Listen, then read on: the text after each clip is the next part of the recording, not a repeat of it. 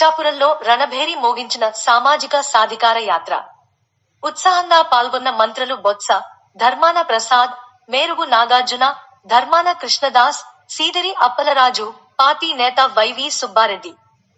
రాష్ట్రంలో వచ్చే ఎన్నికల్లో 175 అసెంబ్లీ స్థానాలను కైవసం చేసుకోవడమే లక్ష్యంగా వైసీపీ సామాజిక సాధికార యాత్ర పేరుతో చేపట్టిన బస్సు యాత్రం గురువారం ఇచ్చాపురం నుంచి ప్రారంభమైంది. మొత్తం 60 రోజుల పాటు మొత్తం 175 నియోజకవర్గాల్లో ఈ యాత్ర కొనసాగనుంది. ఈ యాత్రలో ఉత్తరాంధ్ర వైసీపీ నేతలు, మంత్రులు, ఎమ్మెల్యేలు, ఎమ్మెల్సీలు, కార్పొరేషన్ చైర్మన్లు పాల్గొన్నారు. మొదట మీడియా సమావేశంలో పాల్గొన్నాక ర్యాలీగా బస్సు యాత్ర ప్రారంభించారు. వైసీపీ ప్రభుత్వ హయాంలో జరిగిన అభివృద్ధి, ప్రజలకు అందిన సంక్షేమాన్ని నేతలు ప్రజలకు వివరించారు. మధ్యాహ్నం ఇచ్చాపురం బస్టాండులో సామాజిక సాధికార యాత్ర బహిరంగ సభలో ప్రసంగించారు. ఆంధ్రప్రదేశ్ లో పేదల బతుకులు బాగు చేసిన ఘనత సీఎం జగన్ దేనని వైసీపీ నేతలు, మంత్రులు ఉద్ఘాటించారు. కులంతో సంబంధం లేకుండా రాష్ట్రంలో ప్రతి ఒక్కరికీ సంక్షేమం అందేలా ప్రభుత్వం చర్యలు చేపట్టిన ఘనత వైఎస్ఆర్సీపీదే అని తెలిపారు. వైఎస్ఆర్సీపీ ప్రభుత్వం అధికారంలోకి వచ్చిన తర్వాత బీసీ, ఎస్సీ, ఎస్టీ, మైనారిటీలకు ఏ విధంగా ప్రాధాన్యత ఇచ్చిరో ప్రజలకు తెలియజేసేందుకు ప్రజల ముందుకు వస్తున్నామని మంత్రి బొత్స తెలిపారు.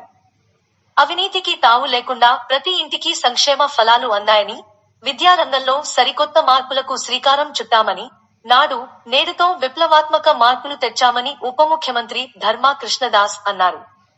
ఎటువంటి పక్షపాతం లేకుండా దళితులకు సంక్షేమం అందించామని, కేబినెట్ లోనూ అన్ని సామాజిక వర్గాలకు న్యాయం చేసిన ఘనత జగన్ దే అని మంత్రి మేరుగు నాగార్జున పేర్కొన్నారు.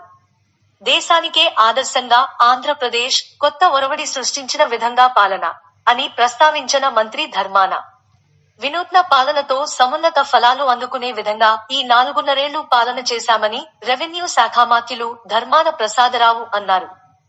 ప్రభుత్వంలో ఉన్న తాము ఇవాళ జవాబుదారీగా ఎప్పటికప్పుడు ఏం చేశామో ప్రజలకు తెలియజేయాలని, అందులో భాగంగా సామాజిక సాధికార యాత్ర నిర్వహిస్తున్నామని తెలిపారు. ఇవాళ మేం చేస్తున్న పాలన దేశంలో ఓ కొత్త ఒరవడి సృష్టించింది. మిగతా రాష్ట్రాలు ఈ తరహా పాలనను అందించలేకపోయాయి. పేదలకు ఇస్తున్న స్థలం దేనికి పనికి వస్తుంది అని చంద్రబాబు విమర్శ చేశాడు. 32 లక్షల మందికి ఇల్లు ఇస్తే చంద్రబాబు దానికి కూడా వంకలు పెట్టారు. విమర్శలకి కూడా ఒక హద్దు లేకుండా ప్రతిపక్షాలు ఉన్నాయి. దీనికోసం కొన్ని వేల కోట్లు బడ్జెట్ ప్రతిపాదించి ఈ రోజు ఇండ్లే కాదు, పెద్ద పెద్ద ఊర్లు కడుతున్న ఘనత వైసీపీది. ఇంతకు ముందు ప్రభుత్వాలు ప్రభుత్వ స్థలాలు ఇచ్చాయి. కానీ మనం అలా కాదు, స్థలం కొని పట్టా ఇచ్చి ఇళ్లు నిర్మించి ఇస్తున్నాం అని రెవెన్యూ శాఖ మంత్రి ధర్మాన ప్రసాదరావు అన్నారు. మళ్లీ మంచి జరగాలంటే జగనన్నే రావాలని మంత్రి సీదిరి అప్పలరాజు పేర్కొన్నారు.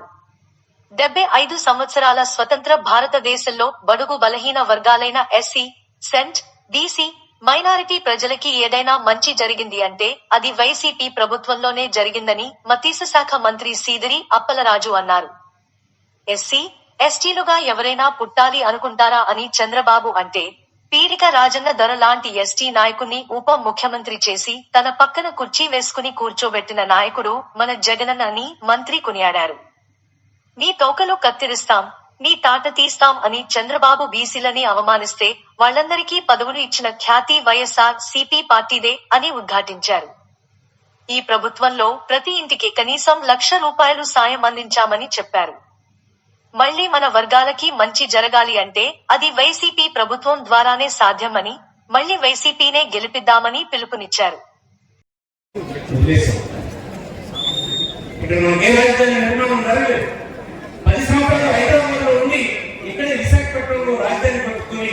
హాయిగా ఈ 2024 ఎలక్షన్స్ అయిన తర్వాత దర్జాగా వచ్చి కొత్త రాజధానిలో మనం పరిపాలన సాగించుకుంటే ఎంత హాయిగా ఉండేది, ఎంత గౌరవంగా ఉండేది.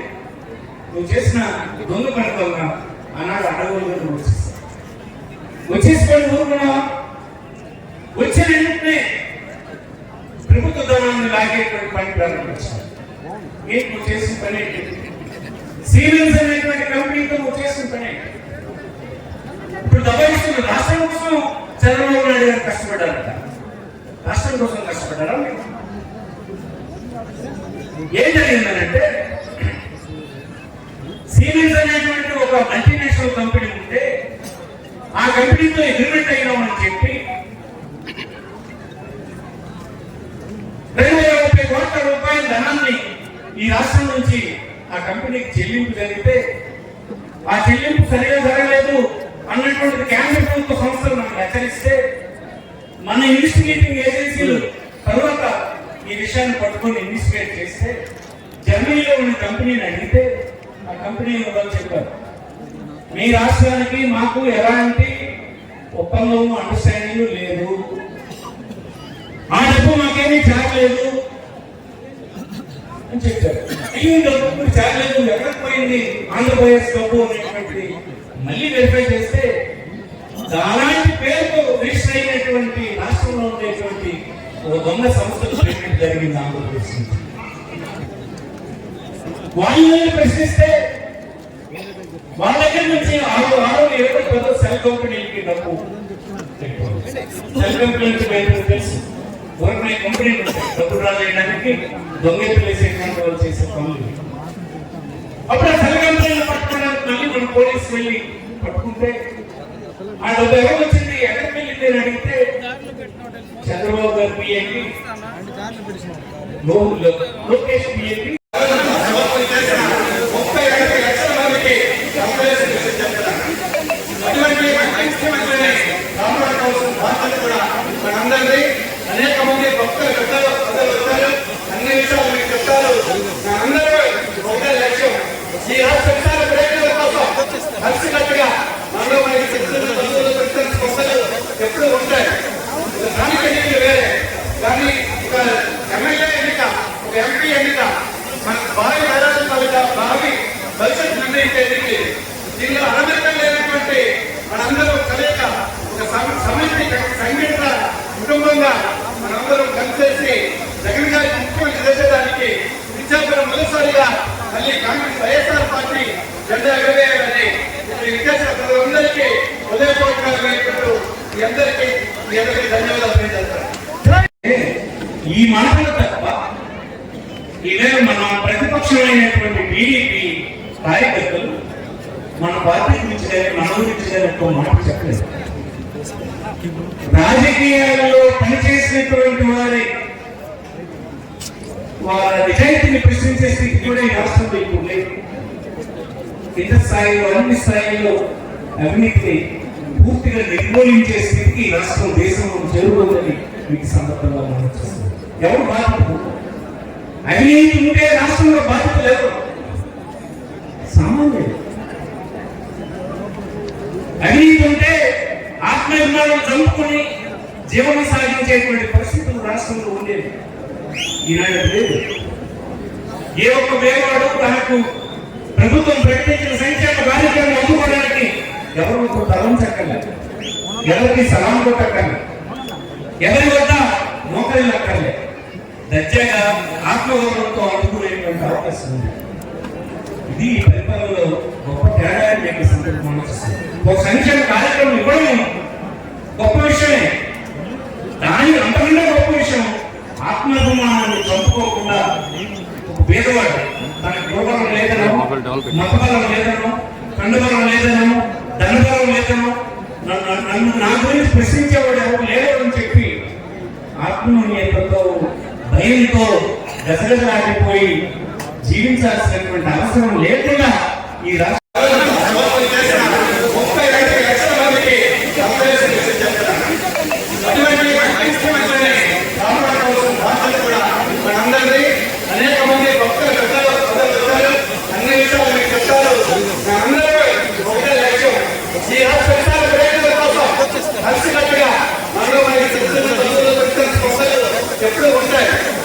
స్థానిక ఎన్నికలు వేరే, కానీ ఒక ఎమ్మెల్యే ఎన్నిక, ఒక ఎంపీ ఎన్నిక మన భావి తరాల భావి భవిష్యత్తు నిర్ణయించేది. దీనిలో అనవసరం లేనటువంటి మనందరూ కలయిక ఒక సమితి సంఘటన కుటుంబంగా మనందరం కలిసేసి జగన్ గారి ముఖ్యమంత్రి చేసేదానికి విద్యాపురం మొదటిసారిగా మళ్ళీ కాంగ్రెస్ వైఎస్ఆర్ పార్టీ జెండా ఎగరవేయాలని అందరికీ ఉదయపూర్వకంగా మీ అందరికీ ధన్యవాదాలు తెలియజేస్తారు. ఆంధ్రప్రదేశ్ లో పెద్ద మార్పులు జరుగుతూ ఉన్నాయి. ఒకప్పుడు సామాజిక ఉద్యోగాలు చేసేటువంటి మహానుభావులు బాబాసాహెబ్ బిఆర్ అంబేద్కర్ గారు కానీ, జ్యోతిరావు ఫులే గారు కానీ, సాహెబ్ బాబాసాహెబ్ కానీ, పెరియార్ రామస్వామి నాయుడు గారు కానీ సామాజిక ఉద్యమం, సామాజికమైనటువంటి పేదవారి అభివృద్ధి కోసం అనేక ఉద్యమాలు చేశారు, అనేక వ్యక్తులు అనుభవించారు. కానీ ఈరోజు పర్టికులర్గా ఆంధ్రప్రదేశ్ భారతదేశంలోనే ముందెన్నడూ లేని విధంగా సామాజిక విప్లవానికి కనిపించినటువంటి ముఖ్యమంత్రి జగన్మోహన్ రెడ్డి గారు ఈరోజు సామాజిక సాధికార యాత్ర ఒక బస్సు యాత్ర చేయాలని రాష్ట్ర వ్యాప్తంగా 3 ప్రాంతాల నుంచి వైఎస్ఆర్సీపీ శ్రేణులు ముందుకు వస్తామంటే కారణం ఇది వరకు ఆంధ్రప్రదేశ్ లో చంద్రబాబు నాయుడు పేరులో అసమానత్వం చూశాం, దళితులను తప్పులు చేశాం, దళితులను అగాయించాలని చూశాం, అమానుషాలు చూశాం, వేయడం చూశాం. చివరికి ఆంధ్రప్రదేశ్ లో అంబేద్కర్ విగ్రహాలు పెట్టడానికి వీల్లేదని చెప్పిన పరిస్థితి చూశాం. బీసీల పట్ల ఎక్కిరిస్తామని చెప్పారు చూశాం. అలాగే బీసీల ఎందుకు చర్చ పెరిగిందని ఒక్కరూ చూశాం. అవసరమైతే మీరు ఫోన్ చేస్తారు. చంద్రబాబుకి మనం తొక్క తీయాలా లేదా, తోలు తీయాలా లేదా, ఊరుకుంటామా మనం? మరి అలాగే చూస్తే అనేక మంది బీసీలకి ఆయన చేసినటువంటి అవమానం మనం ఒకసారి గుర్తు చేసుకుంటాం. బీసీలట జడ్జీలుగా పనికిరారట.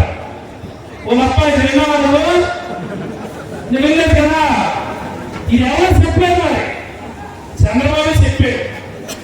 మన బీసీలంట జడ్జీలుగా పనికిరారట.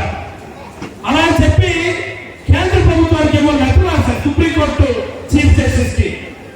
మన బీసీని అవమానించినటువంటి చంద్రబాబుని క్షమిస్తామా మనం? క్షమిస్తామా మనం? క్షమిస్తామా మనం? క్షమించకూడదు. ఎందుకు క్షమించకూడదంటే మీరందరూ ఒకసారి గమనించండి.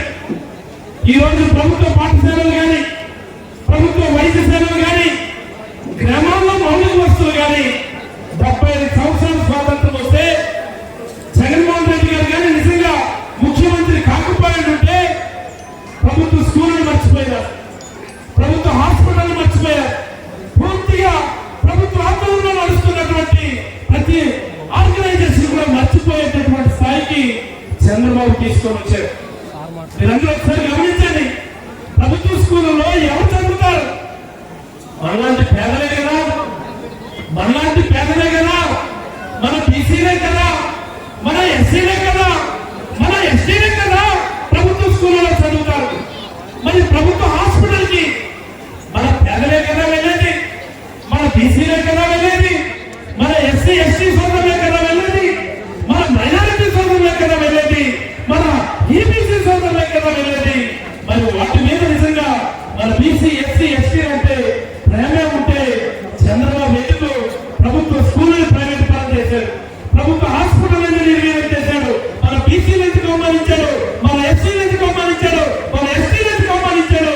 చివరికి తన క్యాబినెట్ లో ఒక మైనారిటీ సోదరుడు కూడా తీసుకోకుండా, ఒక గిరిజన సోదరుడు కూడా తీసుకోకుండా మనల్ని అవమానించాడు.